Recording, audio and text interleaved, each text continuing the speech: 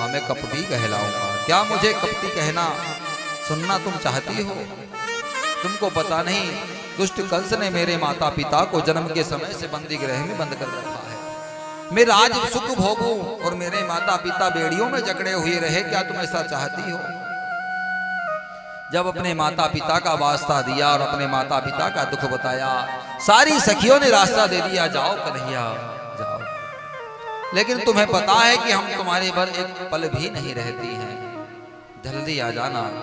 कन्हैया ने कहा, देवियों मैं परसों के रोज आ जाऊंगा। बड़े आसानी से कह दिया कि परसों के दिन आ जाऊंगा। सखियों ने कहा, कन्हैया पल भर तो वर्ष की तरह बीतते हैं तेरे बगैर। क्या कहा? तेरे से दूर रहते हैं तो पल भर भी वर्ष की तरह बीतते, तू परसों की बात करता है तो या तो वर्ष यूं ही बीत जाएंगे। अक्रूर कहने लगे कि मैं कितना बड़ा पापी हूं। देखो आज इस प्रेम के पूरक को लेकर के मौत के हाथ सौंपने जा रहा हूं और इन सखियों को देखो कि अपने प्राणों को त्यागने के लिए तैयार है इसके लिए। एक सखी ने तो कह दिया कि तेरा नाम अक्रूर किसने रख दिया? तुम तो महाक्रूर हो जो हमसे इस देह से अपने प्राणों को लेकर के जा रहे हो। यम के दूत लेकर के जाते हैं प्राणों को तो उतनी पीड़ा नहीं होती है महाराज, लेकिन तुम हमारे जीते जी हमारे सामने हमारे इन प्राणों का हरण कर रहे हो। रथ में बैठे हैं, मैया मूर्छित है, जल छीटा है नंद बाबा ने, मैया को मूर्छा से जगाया। तो मैया की बस वही इच्छा, हाथ में वही माखन का गोला रखा हुआ है कि कन्हैया खा ले। लेकिन कन्हैया को पता है कि अगर मेरी नजर से नजर मां की मिल गई ना तो मैं जा सकता ना मैया मेरे बगैर रह सकेगी। अक्रूर जी से कहा, अक्रूर रथ को बढ़ाओ। कृष्ण और बलराम दोनों रथ में बैठ गए और रथ को बाहर निकाल दिया। सारी सखियां वही खड़ी है जहां जब तक गोकुल की सीमा रहती है वहां पुष्प की तरह बिछ गई है कि पल भर में आने वाला बरसों की कह करके गया है। जब तक नहीं आएगा तब तक हम महल में नहीं जाएंगी, घर नहीं जाएंगी, क्या करेंगी वहां पर? उधर नंद बाबा ने जैसे प्रोक्षण किया और कन्हैया को जाते मैया यशोदा ने देखा तो नंद बाबा से कह दिया, तुम पिता नहीं हो, तुम पिता नहीं हो सकते। तुम्हारा दिल इतना पत्थर कैसे हो गया? हजार बात कह दी। अरे हमारा कन्हैया चला गया, तुमने एक बार भी नहीं रोका। अगर तुम रोक देते तो क्या ताकत थी अक्रूर की कि वो लेकर के चला जाता। लेकिन तुम कन्हैया से प्रेम ही नहीं करते, तुम कन्हैया से प्रेम नहीं करते, तुम तो पत्थर दिल हो गए हो बाबा। मेरा कन्हैया यहाँ से चला गया। नंद बाबा ने कहा, बगली तू क्या कहती है कि तू आंसू बहा रही है और मुझे? मेरे अंदर तो वो वेदना है, वो आग जल रही है कि आंसू भी बाहर नहीं आ रहे हैं। और कन्हैया की याद में दूर होना एक बार गलती कर चुका हूं, वो अब करना नहीं चाहता। कब की थी नंद बाबा ने गलती? अगले जन्म में यही नंद बाबा दशरथ बन करके आए। कहा, देवी राम राम कह करके मैंने अपने प्राणों को तो बड़ी आसानी से त्याग दिया, संसार के इस बंधन से मुक्त तो हो गया था। उस दिन मुझे पीड़ा नहीं हुई थी। लेकिन जब मेरा राम वन से लौटा है और अयोध्या में मुझे जगह जगह खोजा है, पिताजी पिताजी, जब उसके विरह को मैं देख रहा था तो वो दुख मैं नहीं देख पाया। इसलिए मैं आज जिस दीपक में कब कष्ट होता है बाती को, जब उसके अंदर ईंधन नहीं होता है भाई, जब तक उसके अंदर तेल रहेगा तब तक बाती को तकलीफ नहीं होती है। लेकिन मैं अब बगैर ईंधन की तरह इस सूखे बत्ती को अपने आप में संजो करके रखूंगा तब तक कि मेरा कन्हैया आएगा। आज मैं दुख उठा रहा हूं, कल मैं नहीं मिलूंगा तो उसे कितना दुख होगा, उसे सुख मिलेगा, इसलिए मैं बैठा रहूंगा। कहा, बाबा मैं मानती हूं, लेकिन आपको पता नहीं दुष्ट कंस ने तो न जाने क्या क्या षड्यंत्र रच रखे होंगे। तो यहाँ मैया नंद बाबा को अपने ग्वाल वालों के साथ पीछे पीछे पहुंचाने का आग्रह करती, बोले बाबा आप जाओ। वो अकेला कभी ग्वाल वालों के बगैर रहा ही नहीं, आज कैसे रहेगा? वहां ग्वाल भी नहीं, गोपी भी नहीं, मैं भी नहीं। आगे चल करके जब मथुरा में प्रवेश कर रहे थे, अक्रूर जी आज भी भगवान को ब्रह्म नहीं मान रहे, वही 11 वर्ष का नन्ना मान रहे हैं। विचार याद आ रहा है कि हजार हजार हाथियों के बराबर बल लिए वहां पर दुष्ट मल्लाह बैठे हुए हैं कन्हैया को मारने के लिए। कुवलिया पीठ नाम के हाथी को मदिरा पिला करके मद में नशे में चूर करके खड़ा कर दिया कन्हैया को मारने के लिए, कैसे बचेगा। बलराम ने कन्हैया से कहा, बोले कन्हैया पहले तो काकाश्री का ये मामला दूर करो, इनके दिमाग में जो पर्दा पड़ा है ना इसको हटाओ। ये समझ ही नहीं रही है हमको कि हम कौन है। हम तो काल के भी काल है भैया, क्या काल करेगा और क्या कंस हमारा कुछ बिगाड़ेगा। तो वही एक सुंदर सा सरोवर था। कन्हैया ने कहा, बोले काकाश्री एक काम करो, थोड़ा सा सरोवर में स्नान कर लो तो थोड़ा सा आपका शरीर स्वस्थ हो जाएगा। और जैसे ही वहां पहुंचे हैं, अक्रूर जी ने स्नान किया। जब गोते लगाते हैं नीचे तो चतुर्भुज रूप धारण शेष सैया पर भगवान विष्णु नजर आते हैं, और बाहर निकलते तो वही छवि रथ में नजर आती है। आंखों पर पर्दा सा पड़ गया, कहीं सपना तो नहीं देख रहा हूं। 3 बार गोते लगाए, तीनों बार वही रूप शीश सैया पर दिखता है। इधर बाहर निकालो तो रथ पर बैठे दिखते हैं। अब तो अभिमान, वो देह का जो शक था वो दूर हो गया, अंधकार था वो मिट गया। कहा इसे अब कोई नहीं मार सकता, ये संसार का काल है। क्यों काकाश्री, कुछ तंदुरुस्ता मिली, ताकत मिली। बोले अब मैं जीत गया प्रभु, अब मैं समझ गया। और वहीं पर जब रथ रुका था तो सारे ग्वाल बाल सहित नंद बाबा आ गए। सारे ग्वाल बाल संग नंद बाबा आ गए। और जैसे ग्वाल वालों को देखा, कन्हैया इस रथ से उतरे और ग्वाल वालों के रथ में। बोले चलो हम सब मामा के यहाँ आज बहुत सुंदर सा महल का निर्माण है, यज्ञ का निर्माण है, मेले का निर्माण है, उसमें चलते हैं।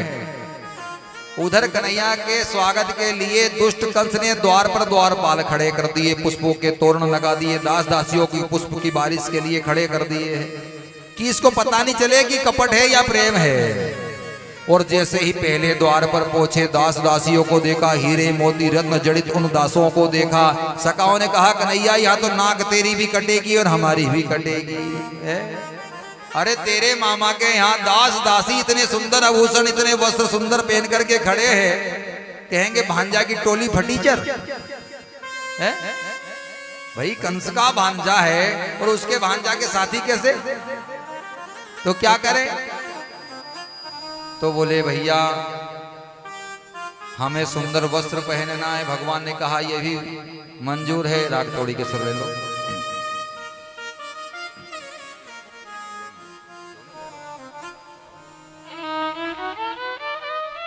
यहां पर आज भगवान कहां जा रहे हैं, कंस के पास।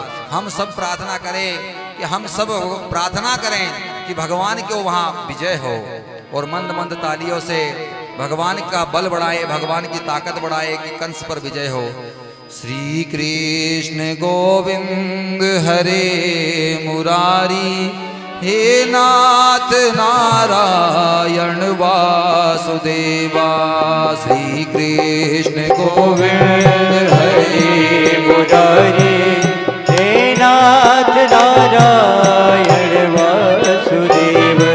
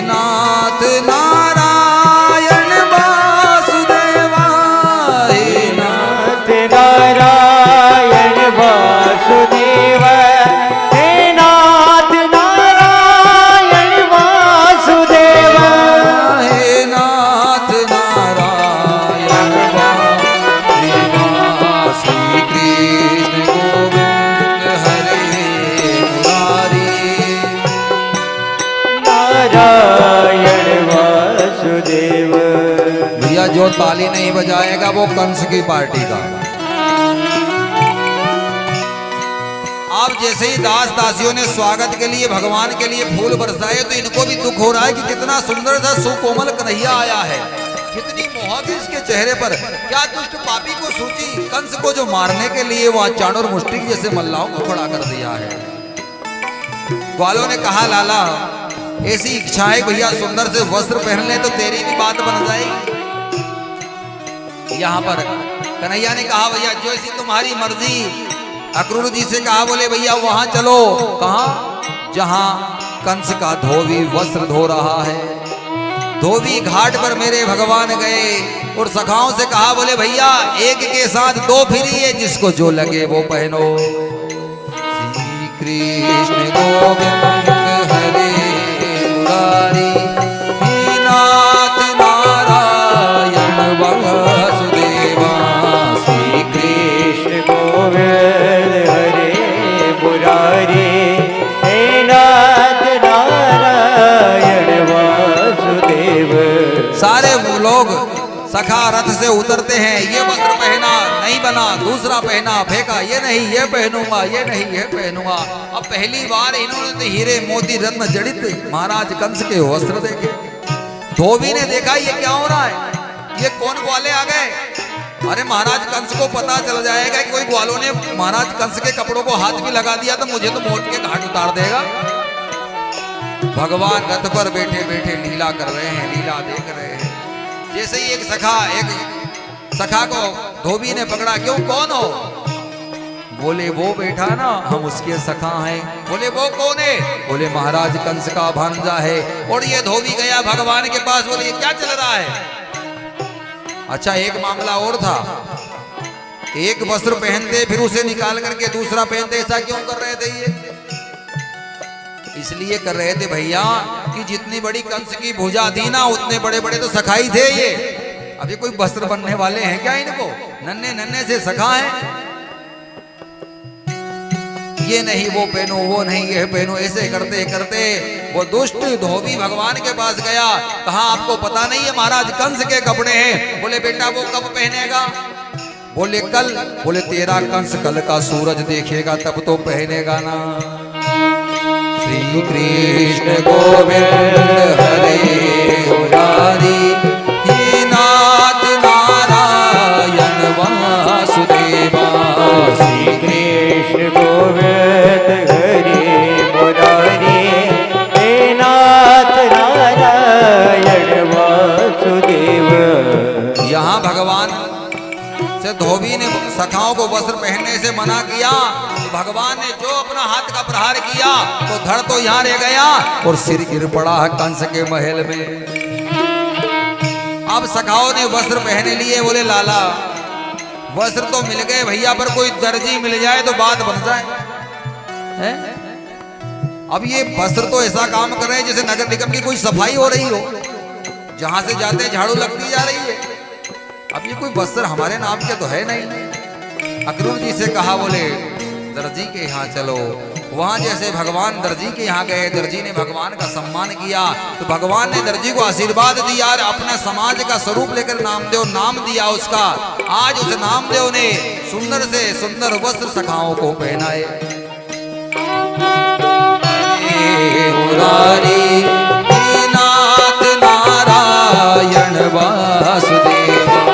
श्री कृष्ण गोविंद हरे मुरारी, हे नाथ नारायण वासुदेव। दर्जी के यहाँ से वस्त्र पहने, जाकर के कहा लाला वस्त्र तो मिल गए, पर जब तक ब्रजवासी के गले में तुलसी की माला ना हो भैया तब तक वो ब्रजवासी ना कहलाए। सुधैया नाम के माली के यहाँ गए, भगवान सखाओं को लेकर के सुंदर सी सुंदर चंदन की और तुलसी की मालाएं सबको पहनवाई। उधर सारे कंस के जो स्वागतकार के लिए खड़े थे ना भगवान के, वो यही भजन कर रहे हैं कि इस बालक को कंस किस तरह से मिलेगा। ऐसा ना हो कि आज कंस का काम खत्म हो जाए। तो जय जयकार तो भगवान की कर रहे हैं, चिंता भगवान में लगी और फूल कंस के बरसा रहे हैं। गोविंद हरे मुरारी, हे नाथ नारायण वासुदेव। श्री कृष्ण गोविंद हरे मुरारी, हे नाथ नारायण वासुदेव। सुधैया नाम के माली ने भगवान के सखाओं को सुंदर सी माला पहनाई तो मनसुका ने कही लाला तेरी नाक काम कर रही है नासिका। बोले क्यों। अरे कितनी सुंदर मलियागिरी चंदन की महक आ रही है, आसपास कहीं चंदन घूट रहा है भैया। अब ये चंदन का कभी लेपन हो जाए तो कितना आनंद आ जाए है? फिर तो पक्के ब्रजवासी बन गए हम। कहाँ लगे तेरे मामा के दूध, हम भी उनसे कमजोर थोड़ी ना है फिर। तो कुब्जा नाम की दासी रोज महाराज कंस के लिए चंदन अपने हाथ से घुट करके ले जाया करती थी। अब वो चंदन का पात्र जाता तो कोसों तक खुशबू आती है। भगवान ने कहा भैया खुशबू इधर से आ रही है, सब चले चलो।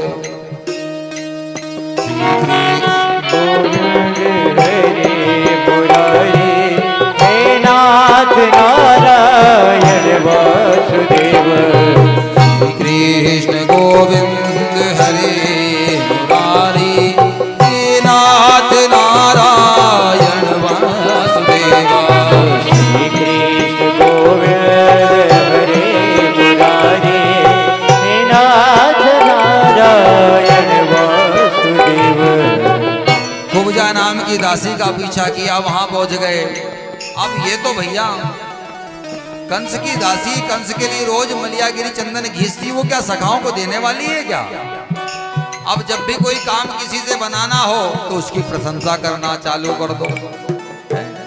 तो कन्हैया क्या कहने लगे, ओ सुंदरी सुंदरी ओ सुंदरी। फिर तो कह दिया मौसी ओ मौसी। कुब्जा ने पलट करके पीछे देखा कि पहले तो आज तक किसी ने मथुरा में मुझे सुंदरी नहीं कहा, दूसरा मेरी बहन का लाला कौन है जो मुझे मौसी कह रहा है। वो पलट करके जैसे मोहनी मूरत भगवान की दिखी, क्यों रे लाला अपन कौन? बोले हमें नहीं पहचानी, तुम हमारी मौसी हो। और मैया कितना सुंदर स्वरूप है तुम्हारा, कितनी सुंदर तुम लगती हो, कितनी जच रही हो। अब एक बार कहा तो खुश हो गई, दो बार कहा बड़ा आनंद आया, तीसरी बार कहा मैया तेरे जैसी तो कोई सुंदर है ही नहीं। कुब्जा ने कही अब तो सिर से पानी ऊपर जा रहा है, हमको पता है हम कितने सुंदर है, तुम हमारी हंसी हंस रहे हो। नहीं मैया तुम बहुत सुंदर हो। बोले हाँ हाँ क्या बात है, क्या कहना चाह रहे हो? अब तो भैया बड़ी सुंदर सी बात चल रही है। बोले मैया जितनी सुंदर तुम हो ना, पर उतना सुंदर तुम्हारे हाथ का चंदन थोड़ी ना है। जो चंदन है ना वो भी तुमसे सुंदर नहीं है, पर तुम थोड़ा थोड़ा सा कभी दे दो और हमारे सखाओं को लगा दो तो क्या हो जाएगा। भगवान ने उसको बातों ही बातों में उलझाया और सारे सखाओं के चेहरे पर चंदन पुतवा दिया। अब कहने लगे सुंदरी अब हम चलें। बोले लाला अब बार बार सुंदरी मत कहे, क्योंकि मुझे वापस चंदन घुटना पड़ेगा, फिर महाराज कंस के यहाँ ले जाना पड़ेगा। तू बार बार सुंदरी कहता है ना तो मुझे अच्छा नहीं लगता, मुझे पता है। कुब्जा तो कुरूप थी। भगवान ने कहा देवी तुम बहुत सुंदर हो। कुब्जा से कहा कुब्जा तुम अपना पूरब की ओर मुख करो। जैसा ही पूरब की ओर मुख करा, मेरे भगवान ने दाहिना अंगूठा उसकी कुबड़ पर लगाया, उसको 16 वर्ष की सुंदरवान बना दिया। गोविंद हरे मुरारी, हे नाथ नारायण वासुदेवा। श्री कृष्ण गोविंद हरे मुरारी, हे नाथ नारायण वासुदेव। देखो जो भगवान सबके घर में, ठाकुर जी कौन कौन के घर में है? सब हाथों सबके घरों में। और ये सही बोलना कि कितने घरों में भगवान वस्त्र पहन करके बैठे, बाकी नंगे पुंगे हैं? देखो जिनके घर में भगवान वस्त्र पहन करके बैठे हैं ना, वैसे अभी आपने देखा जिसके घर भगवान बगैर वस्त्र के बैठे हैं ना, उसकी गति धोबिया की तरह होती है। वो धोबी ने भगवान को कपड़े नहीं दिए थे। और जो भगवान को चंदन लगाता है, कभी चंदन भगवान को कुमकुम नहीं लगाना। ठाकुर जी को कुमकुम नहीं प्रिय है, क्या है? चंदन प्रिय है। और जो भगवान को चंदन लगाता है उसको भगवान कैसा अभय वरदान देते हैं? एक तो उसको बुढ़ापा नहीं आने देते और कुरूपता से सुंदरता प्रदान करते हैं। सदैव 16 वर्ष का वो जीव रहता है। जैसे कुब्जा की भगवान ने कुरूपता हरण की और सुंदरता प्रदान की। कृष्ण गोविंद हे नाथ नारायण वासुदेव। श्री कृष्ण गोविंद हरे मुरारी, हे नाथ नारायण वासुदेव। चल पड़े हैं कहां? जहां कुबलिया पीठ नाम का हाथी बेट बंधा हुआ है, चाणूर मुष्टिक जैसे मल्ला खड़े हुए हैं। पर भगवान वहां नहीं गए, इधर रणभूमि में बुलाया जा रहा है भगवान को। भगवान ने गुरु जी से कहा पहले तो हमें वहां ले चलो। कहां? जहां कंस का वो धनुष रखा है। कौन सा धनुष? कंस ने तपस्या की थी भगवान की, ब्रह्मा से वरदान मांगा था शिव से।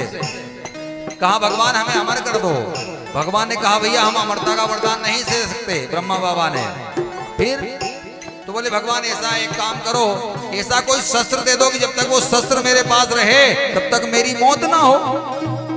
भगवान ने अमुक धनुष बाण दे दिया। बोले बेटा जब तक ये धनुष बाण तेरे साथ है, जब तक तेरे प्राण है, और जिस दिन ये धनुष टूट गया उस दिन तेरा काम तमाम है। कृष्ण गोविंद हरे मुरारी, हे नाथ नारायण वासुदेव। कृष्ण गोविंद हरे मुरारी, हे नाथ नारायण वासुदेव। मल्लाह और सारे दूत भगवान का इंतजार रणभूमि में कर रहे हैं। सिंहासन पर कंस बैठा हुआ है। भगवान वहां गए जहां वो धनुष रखा था, और धनुष भी कोई सुरक्षा नहीं दी का 10,000 सैनिकों का बल वहां लगा हुआ था उसकी सुरक्षा के लिए। और जैसे ही भगवान वहां पहुंचे तो सबने रोकना टोकना। भगवान की ऐसी मोहनी माया का पर्दा पड़ा कि वो भी गाने लग गए। श्री कृष्ण गोविंद हरे मुरारी, नाथ नारायण वासुदेव। श्री कृष्ण गोविंद हरे मुरारी, हे नाथ नारायण वासुदेव। अरे अब तो भैया कंस की पार्टी के भी बोलने लग गए, तुम तो कृष्ण की पार्टी के हो, फिर गुमसुम क्यों हो? है? एक बार सब मिल करके ओ श्री कृष्ण गोविंद हरे मुरारी, हे नाथ नारायण वासुदेव। श्री कृष्ण गोविंद हरे मुरारी, हे नाथ नारायण वासुदेव। जो ना ये मंत्र बोले उसे पड़ोसी की सौगंध है। आप मंत्र बोलते रहोगे भगवान को ताकत मिलती रहेगी, और पड़ोसी की सौगंध है, अपना ध्यान रखना भैया। नहीं कोई बोले तो जगा देना, सो मत मंत्र बोलो, हमारा ध्यान रखो। श्री कृष्ण गोविंद, ताली बजाते हुए मुरारी, हे नाथ नारायण वासुदेव। श्री कृष्ण गोविंद हरे मुरारी, हे नाथ नारायण वासुदेव। हे नाथ नारायण वासुदेवा, हे नाथ नारायण वासुदेवा। हे नाथ नारायण वासुदेव, हे नाथ नारायण वासुदेव, हे नाथ नारायण वासुदेव।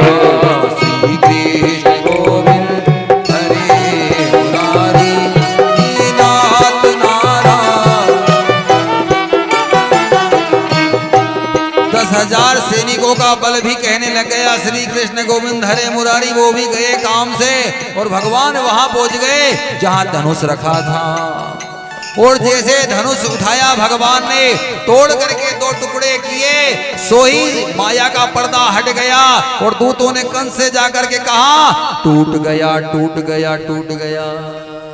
श्री कृष्ण गोविंद हरे मुरारी, हे नाथ नारायण वासुदेव। कहा महाराज टूट गया टूट गया टूट गया, धनुष टूट गया।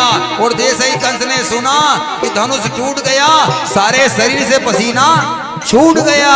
भगवान ब्रह्मा का वो वचन याद आ गया कि जिस दिन बेटा ये धनुष टूट जाएगा उस दिन तेरा काम तमाम हो जाएगा। श्री कृष्ण गोविंद हरे मुरारी, हे नाथ नारायण वासुदेव। श्री कृष्ण गोविंद हरे मुरारी,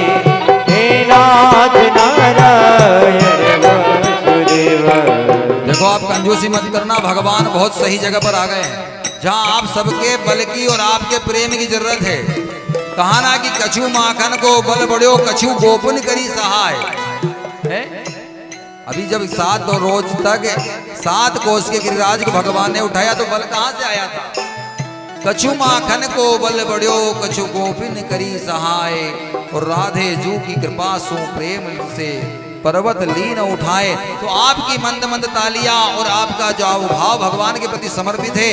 भगवान रणभूमि में पहुंच रहे हैं, और भगवान जैसे ही रणभूमि में पहुंचे तो रणभूमि में क्या कंस को डर है, इसलिए अपने सिंहासन के आगे पहले रणभूमि तैयार करी है कि मेरे पास आने से पहले चाणूर मुष्टिक से सामना करना पड़ेगा, और इनसे बच गया तो कुबलिया पीठ नाम के हाथी से इनको मिलना पड़ेगा, और इनसे बचेगा नहीं और हमसे मिलेगा नहीं।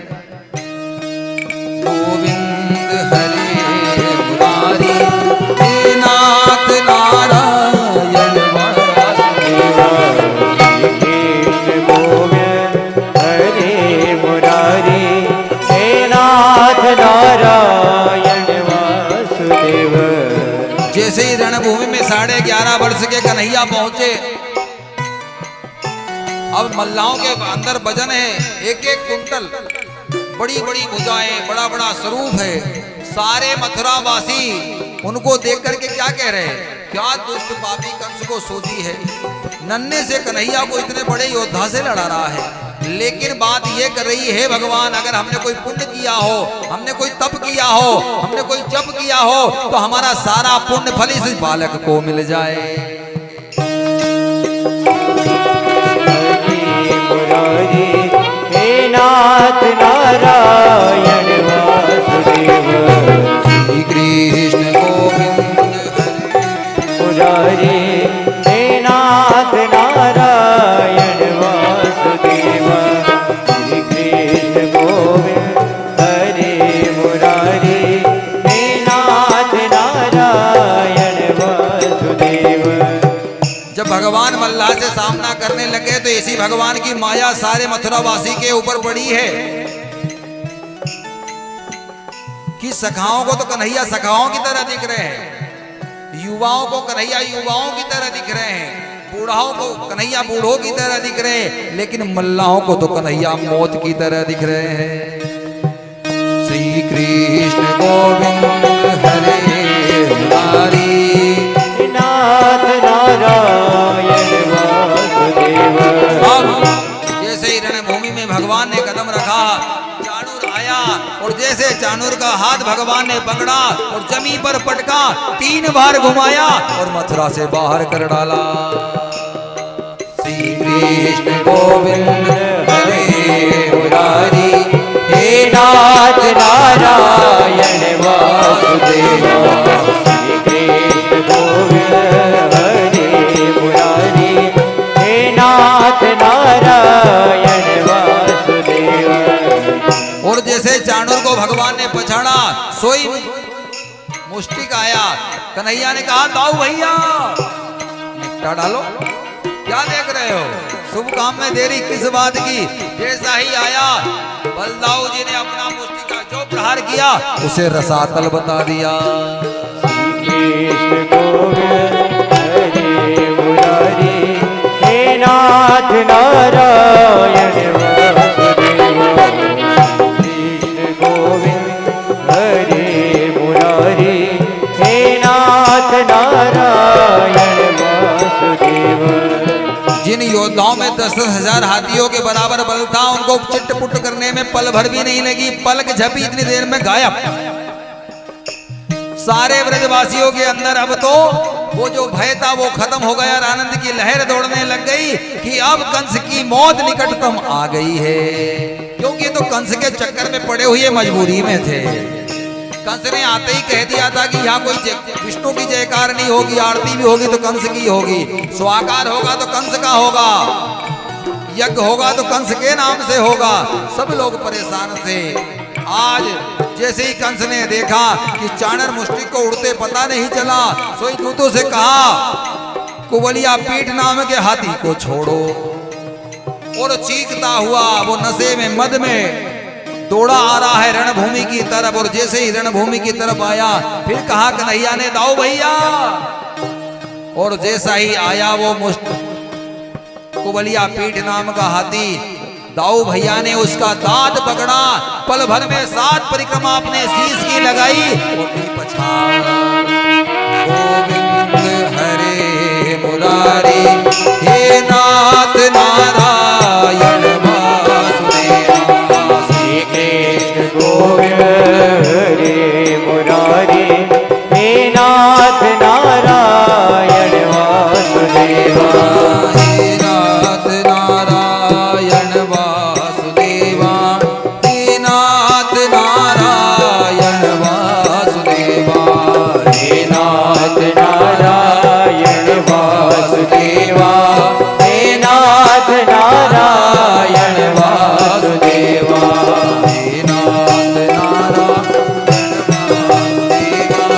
हे नाथ नारायण वासुदेवा, हे नाथ नारायण वासुदेवा, हे नाथ नारायण वासुदेवा। अब चाणूर मुष्टि का तो भगवान ने पल भर में प्रहार कर दिया, उद्धार कर दिया।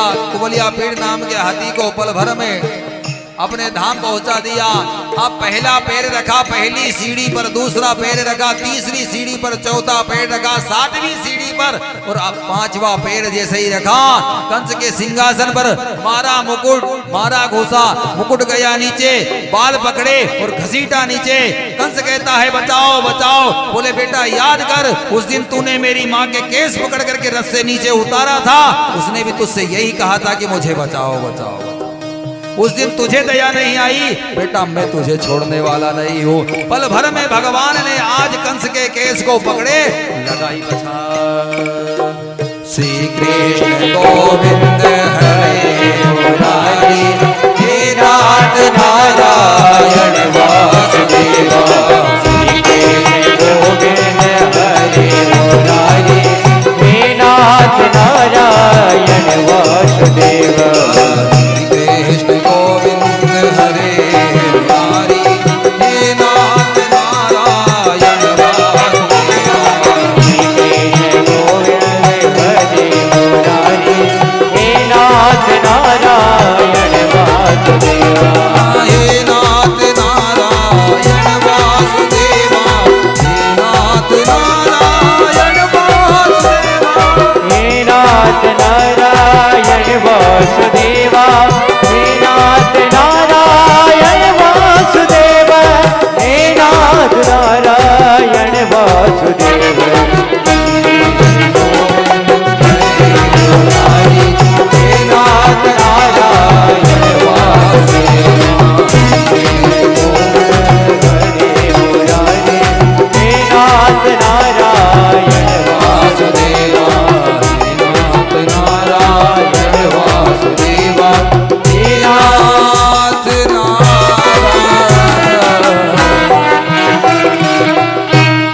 नारायण वासुदेवा। करार विंदे न पदार विंदा, मुखार विंदे विनिवेशयन्तम् बटयसपत्र शपुटे शयानां बालामुकुन्दा मनसा स्मरामि। सभी बोले श्री कृष्ण गोविंद मुरारी हे नाथ नारायण पल भर में भगवान ने कंस को मौत के घाट उतार दिया। बोले कंस उद्धार भगवान की जय हो। बार बार कहने लगा, बोले छोड़ दो छोड़ दो। बोले भैया मेरी माँ के हाथों से मेहंदी नहीं छूटी थी, हल्दी का रंग नहीं गया था, और दुष्ट पापी तूने केस पकड़ करके रथ के नीचे इसी प्रकार घसीटा। आज मुझे वो बात याद आ रही है। पल भर में भगवान ने कंस का यहाँ जब जब होई धर्म के हानि, बड़े ही असुर अधम। अभी जब भी धरातल पर पाप बढ़ता है तो मेरे परमात्मा का अवतार होता है। आज भगवान यहाँ कंस का उद्धार करके कारावास से अपने माता पिता को बंदी गृह से मुक्त करते हैं। मैया देवकी ने जन्म दिया, उसके बाद आज देख रही है जितना दुख माता देवकी के जीवन में, इतना दुख कोई बहन के जीवन में ना आया होगा। आज वही स्तनों से दूध की धार बह पड़ी है, कन्हैया को गले से लगा लिया, लाला लाला। आज भगवान सखियों से परसों की कह करके गए थे, हैं? जो माँ देवकी के प्रेम में मदे हुए, तो यहाँ पर भगवान को वर्षों बीत जाते हैं। भगवान का यज्ञोपवीत संस्कार यहाँ पुनः होता है। भगवान को विद्या अध्ययन के लिए पढ़ाया जाता। सांदीपनी आश्रम भगवान गए, यहीं तो सुदामा जी से मुलाकात होती है भैया। विद्या अध्ययन करके वापस जब आए तो ऐसा कहते हैं कि महीनों बीत गए, रोज रसोई घर से सुंदर सा भोग जाता है कन्हैया के कक्ष में। अब मैया देवकी को क्या पता कि कन्हैया को क्या आदत है, क्या चाहिए। वो तो बहुत अच्छे से अपने हाथों से बना करके पहुंचाती है। अकेला रहना पसंद करता है, अकेला इसलिए रहना पसंद करता है, अगर यहाँ से जाता हूं तो यहाँ की मर्यादाएं टूटती है, और नहीं जाता हूं तो वहां का भरोसा टूटता है। 30 दिन हो गए। आज मैया देवकी ने कन्हैया के कक्ष में जाकर के देखा तो 30 दिन की 60 थालियां भरी पड़ी है, एक में से भी अन्न का दाना ग्रहण नहीं किया। भगवान ने 30 दिन तक अन्न का दाना ग्रहण नहीं किया। और मैया ने जैसे ही यह हाल देखे, कन्हैया तूने क्या, तेरी तबीयत तो ठीक है ना, मैं वैद्य को बुलाऊं। अब वहां तो सबसे बड़ा वैद्य माँ जसोदा है। नाना प्रकार के साधनों का प्रबंध किया जाता है, लेकिन मैया देवकी ने उद्धव से कहा, उद्धव भैया तुम बराबरी के हो, थोड़ा इससे पूछो ना कि ये क्यों ऐसा गुमसुम सा रहता है, इसका कोई स्वास्थ्य तो ठीक है ना। बराबरी में आपस में बात हुआ करती है। सो उद्धव ने कहा, कन्हैया क्या तकलीफ है तुझे। कन्हैया कहे पड़ा, बोले उद्धव मुझे वो सखियों की याद आती है, माँ जसोदा का दुलार याद आता है। मुझे पता है मेरी माँ मेरे बगैर एक पल भी नहीं रहती है। मैं जब तक नहीं सोता ना उसकी गोद में, तब तक उसे भी नींद नहीं आती है। मुझे भरोसा है जिस दिन से मैं यहाँ आया हूँ उस दिन से मेरी माँ ने नींद को नहीं ग्रहण किया होगा।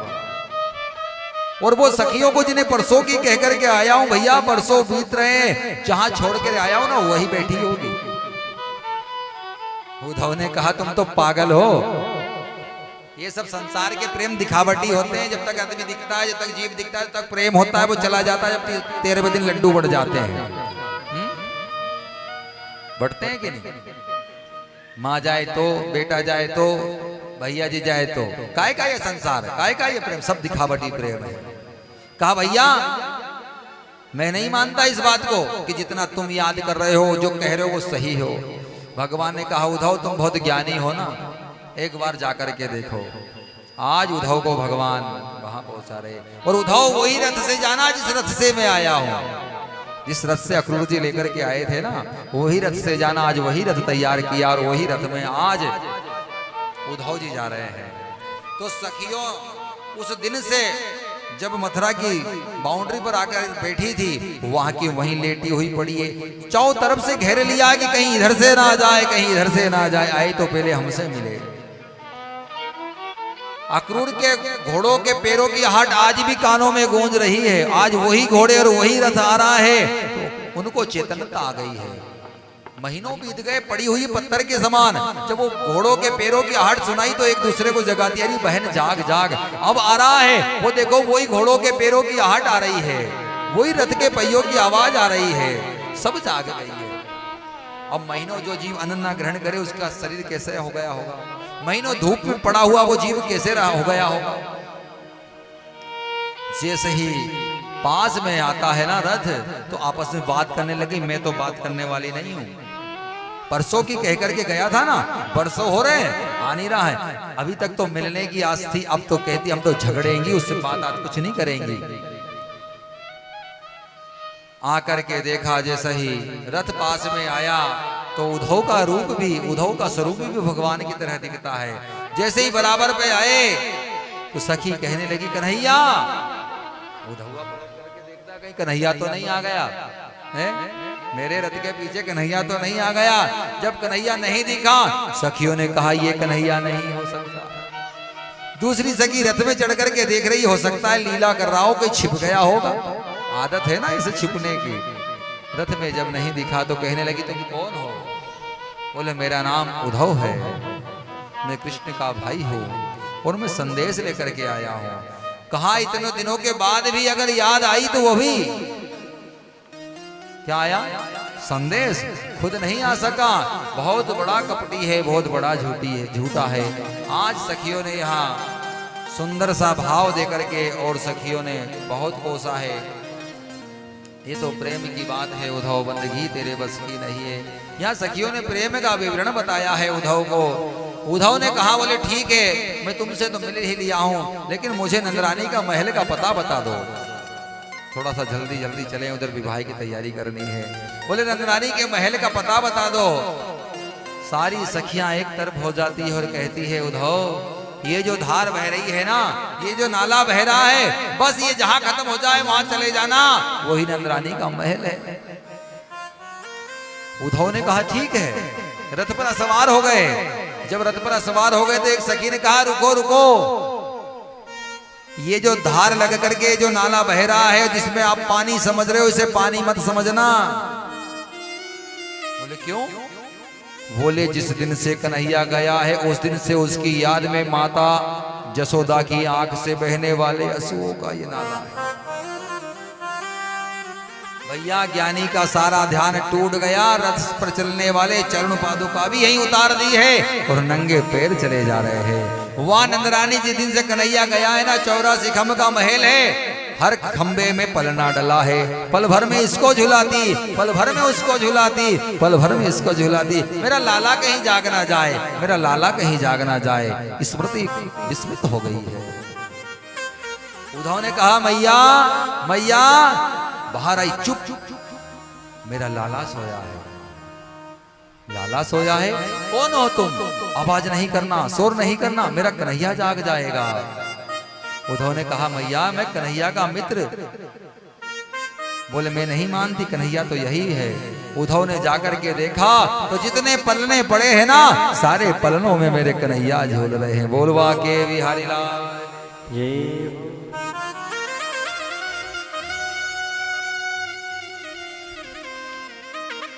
उद्धव का ज्ञान टूट गया। उद्धव जब जाने लगा तो सखियों ने कहा उद्धव करना है तो एक काम कर देना, हमारा एक संदेश दे देना। और संदेश क्या दिया है? कोरा कागज कोरा ही रह गया, उसमें कुछ लिखा थोड़ी ना है। चिट्ठी ना कोई संदेश।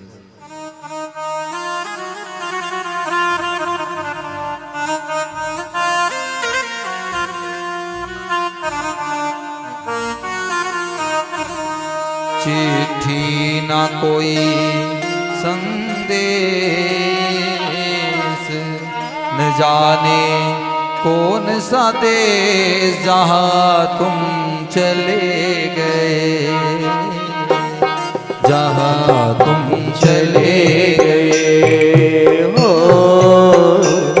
चिट्ठी न कोई संदेश, जाने वो कौन सा देश जहाँ तुम चले गए, जहाँ तुम चले गए, ओ जहाँ तुम चले गए।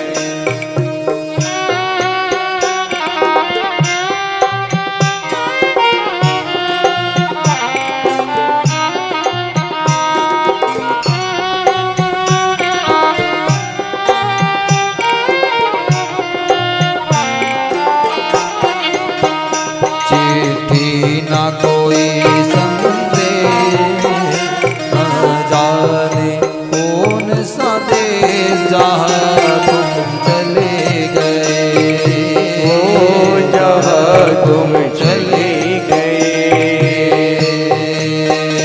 इस दिल पे लगा के न जाने गए। ओ इस दिल पे लगा कर के जाने वो कौन जाने जहाँ तुम चले गए।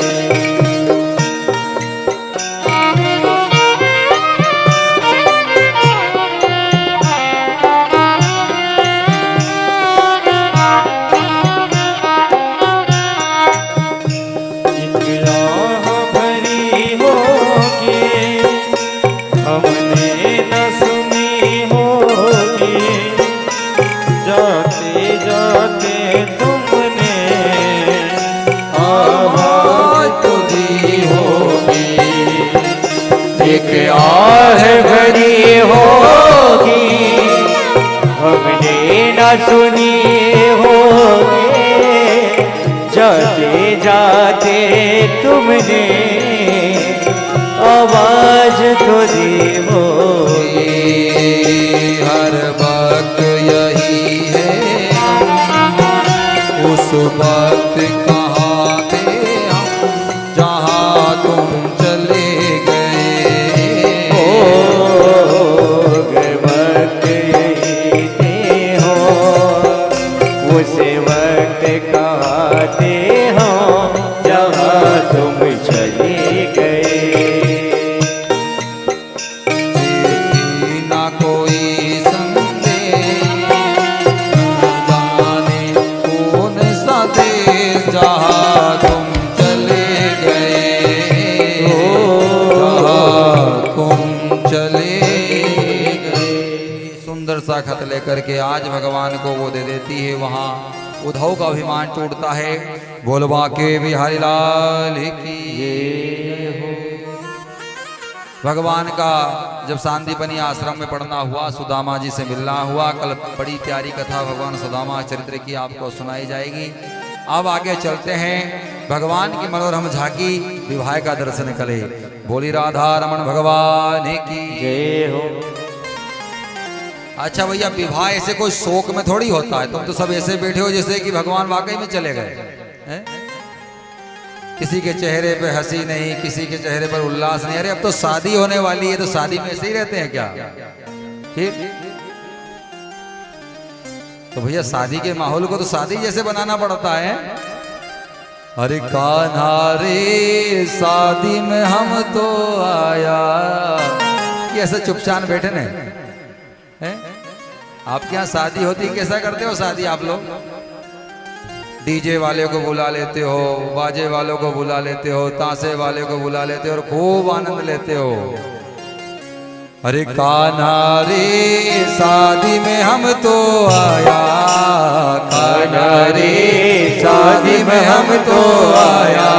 तारी शादी में, तारी शादी में, तारी शादी में हम तो आया। कान्हा नाचने गाने, तारी शादी